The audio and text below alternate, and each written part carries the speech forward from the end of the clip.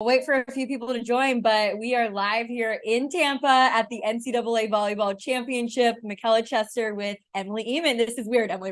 This is anytime we get to actually be in person's like Christmas Day, and then you add the Final Four to it and all the excitement. And oh my gosh, it's been so fun. It's funny because this is going to be weird for everybody watching, but we're here. We're up in a booth. You could see the courts behind us.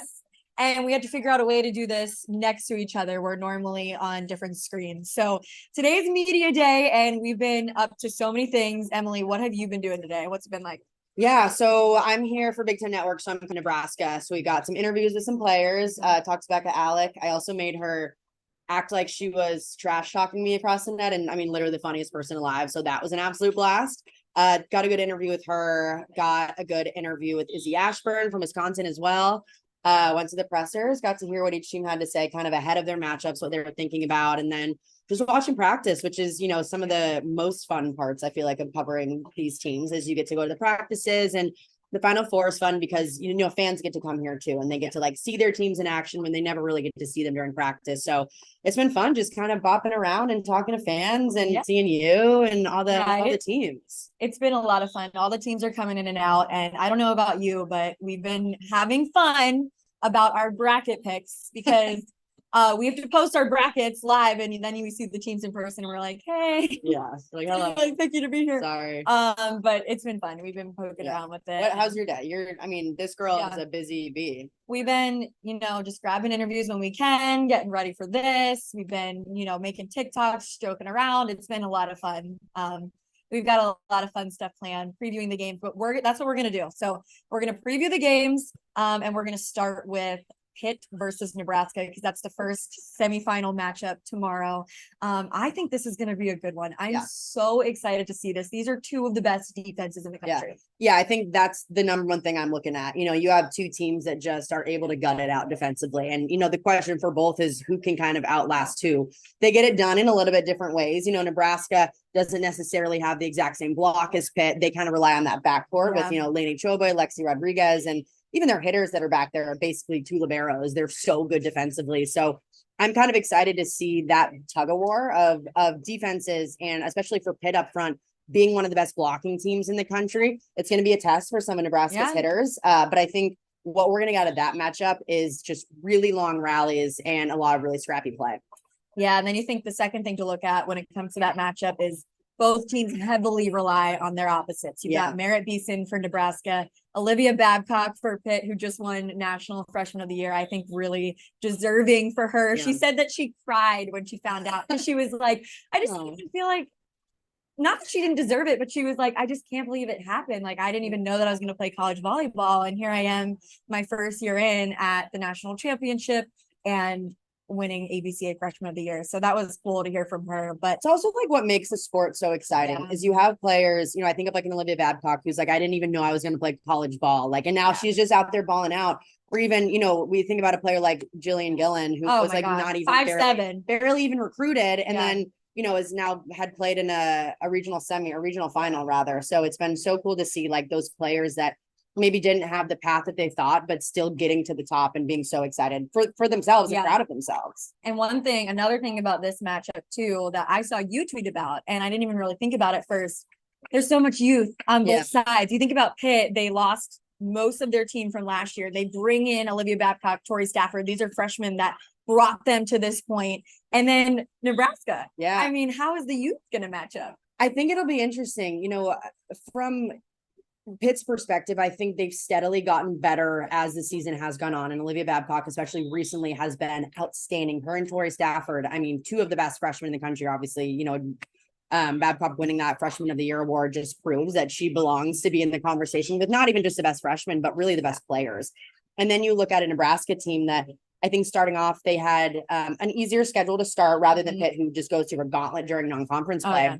But what Nebraska's done is kind of chipped away at it. So they had, they played in front of 92,000. How are the freshmen going to handle it? They're totally fine. They play a top 5 match on the road against Stanford, rise up to that occasion and handle them. And then they're in a 1 versus 2 undefeated matchup against their rival. And we've seen them elevate their play as the season's gone on and during tournament play too. You never know how some freshmen are going to do with that inexperience. The question I think now for the national semifinal in this Final Four is, how can they settle in? We've Right. seen on both sides sometimes struggle on the road at times. And so are those players able to settle in, not in front of a home crowd? Can they do it in front of, a bunch of other players and fans of other teams? It's going to be a crazy environment. It's sold out here. And this is big too. It's a huge arena. This is where the hockey team plays, Tampa Bay Lightning, right? We don't do hockey. We're volleyball.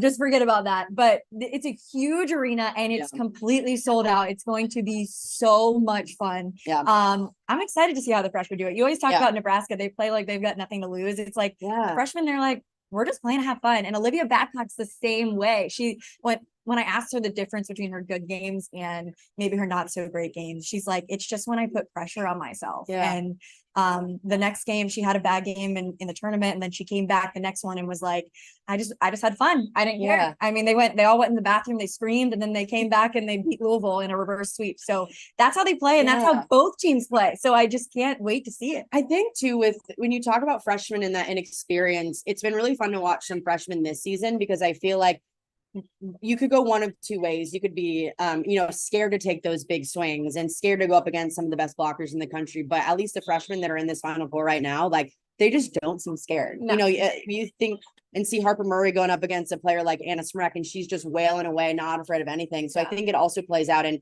you could either be scared to take those big swings, or you could just not know anything else. And these players, they don't know any different. They're just going up and taking big swings, and it's clearly working for them. And I think that's what's really fun about watching these young players is, they feel like it's Christmas Day every time they get to go play a match. And especially in matches like these with the stage that it's on and national broadcasts, and they're rising to the occasion, which has been so fun. So what do you think is the key for each in this first matchup, Nebraska to win or Pitt to win? Yeah, I think honestly, pretty similar for both of them. I think what they have to do is slow down each other's right side. So Pitt needs to do a great job of slowing down Merritt Beeson, or at least touching her up a little bit. And same thing with Babcock. Nebraska has to find a way to get some touches on her. And I think I would say that matchup is good. You have a player like Allie Batenhorst, who's pretty tall and physical up on the outside. Probably look for that matchup to happen as well. I think just in general, it's going to be a question of who can outlast who defensively. And, we've seen both these teams in really long rallies before, and they've shown their ability to do it. And then one key for Nebraska, I think, just up against a really big block is going to be hitting high. And then every other player has got to be in the cover. I mean, they need to have 5 players in at all times, because if Pitt touches that ball, it's coming right back down. Yeah. And they've obviously struggled with that against Wisconsin. Yeah. At the very end of the season when they were swept in Madison. So we'll shift to Wisconsin versus Texas. I feel like we got the best possible semifinal matchups, because Wisconsin's been dominant all year, right? And you think, all right, this may be the most balanced team in the country. This might be the best team in the country.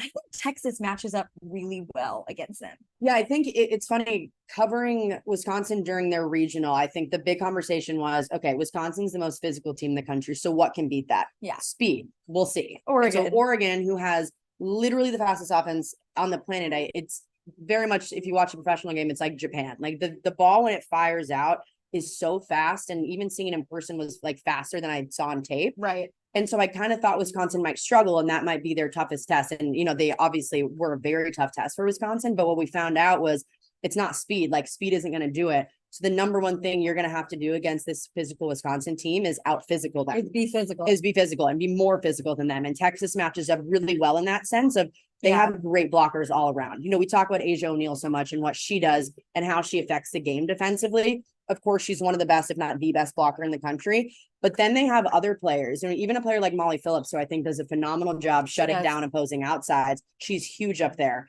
So I think for Wisconsin and the physicality standpoint, it is a fun matchup, because Texas is probably the most physical team, left in the field. Yeah, it's going to be a battle at the net. I was just talking to Coach Jared Elliott, and he was like, obviously we're the underdogs, right? Like, no, everybody's like Wisconsin, but he was like, we match up so well against them. When you think exactly what you said, it's going to be a battle at the net. Asia O'Neal up there, who better than to go up against the physical players that Wisconsin has?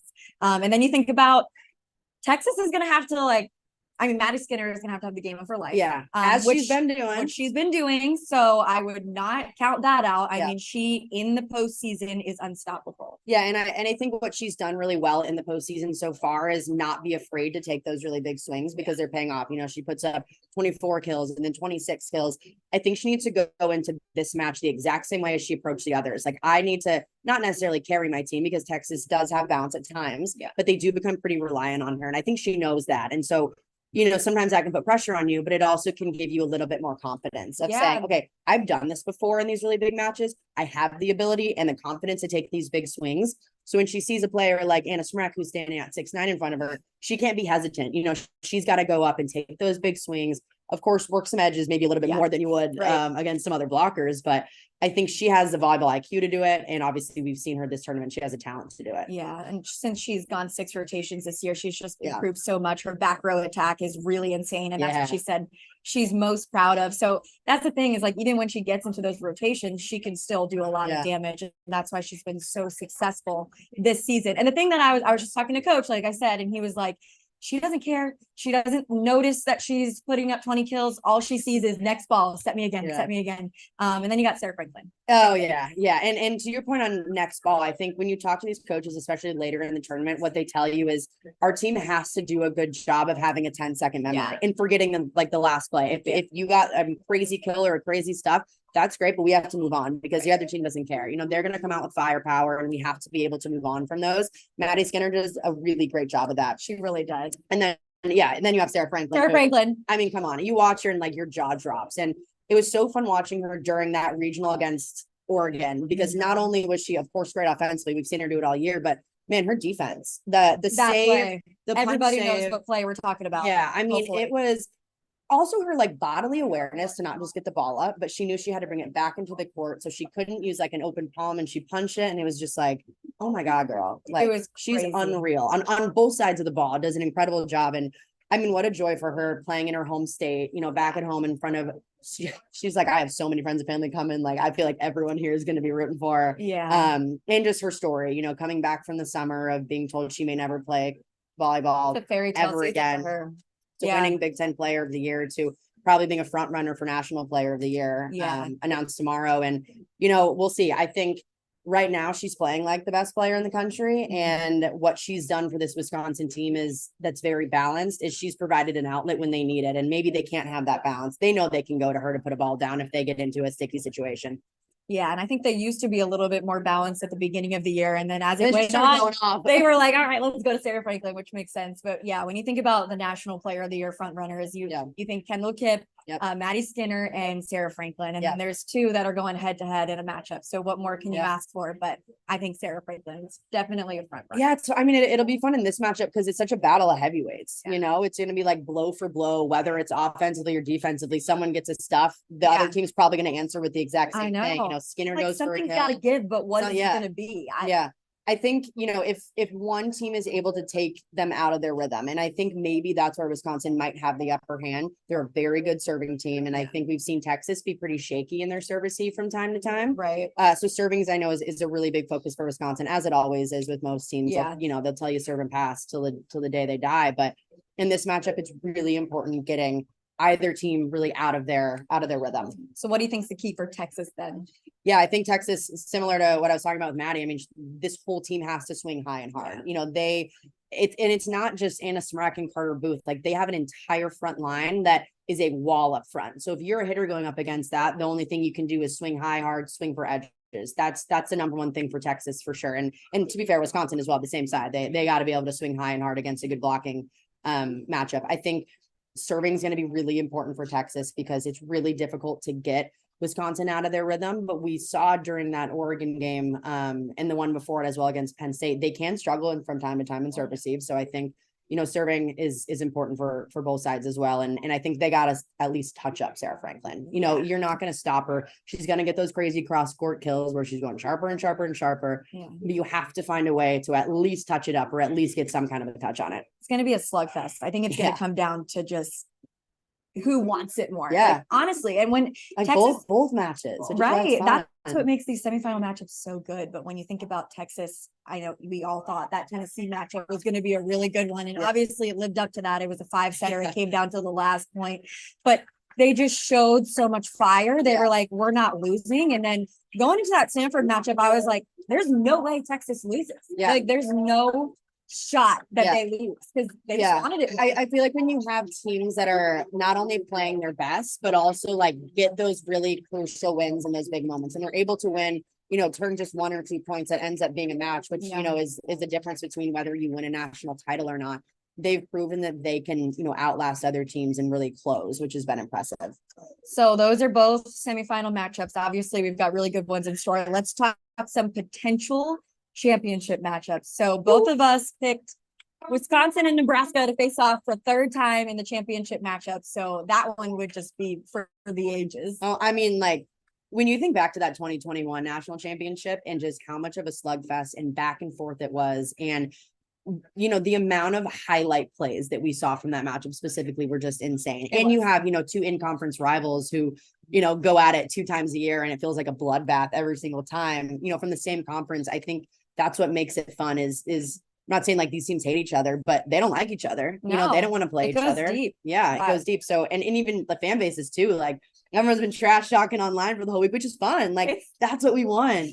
So I think to see them, which I know we both did pick them, it would be really fun. And honestly, I hope if we see that matchup, I hope it's as good as that 5-set thriller we saw in Columbus 2 years ago. Yeah, or even any of the 2 this year when we saw them face off. And it's just cool to see 2 familiar teams face off with something so high stakes. Yeah. It's like, they know they've scouted each other. They know each other in and out. They're like, I know you like the back of my hand. Yeah, we're buds. Other potential ones, I mean, say Pitt comes on top, say Texas comes on top. Like these are all so much fun. We have 4 volleyball teams that are like becoming blue bloods. It's just, it would be so good. Any potential matchup. Yeah. And I think for Pitt too, it's like they've been so close. They've made 3 consecutive Final Fours, but haven't been able to get over that hump.